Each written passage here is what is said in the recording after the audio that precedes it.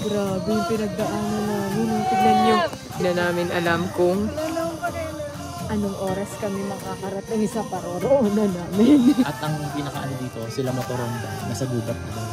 Nasa gitna sila ng gubat? Oo, nasa gitna daw yung gubat. Walang ilaw. Kaya inaayos pa natin inaano pa natin na sito. Nilulipot. Grabe! Ilan lang tayo? 4 tayo.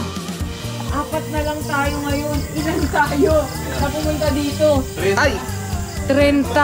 Ang maganda dyan, Kewa, ipakita mo kung nasan sila ngayon. Pakita mo. Ito, papakita yan. Tingnan nyo. Nasaan kami? Minions. Minions, kalat-kalat mo. Ang cute namin, di ba? Nakita nyo, ang cute namin sa lawak at ganda ng Mindanao. Sabay-sabay natin pinupuntahan yung mga gandang lugar sa Mindanao. Nahiwa-hiwala. Para kasing na-amaze kami. So yung iba gustong makita to, yung iba gustong makita to, yung iba gustong makita to. So nagkasama-sama kami. At nagkahiwa-hiwalay din kami. Jero, 4 na lang tayo, Lods. Anong gagawin natin ngayon? Wala lang tayong gagawin natin. Gagawin natin yung magagandang bike ng Gravity, mga malalakas na bike. Ano ba bike natin dito? Aerox ka! Aerox! XRM 400. Ano yung mga naiwan? GS. GS 150. At si SMB nga na-late sa akin eh. Ano ba ito nun? Ducati.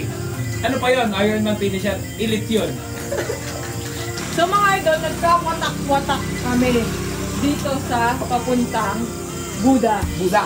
Pupunta kami ng Buda. Konting trivia lang, yung Buda pala, idol, isa sa mga ano yun, parang marilaki ng Maynila. Para natin. Ginabi na kami lahat.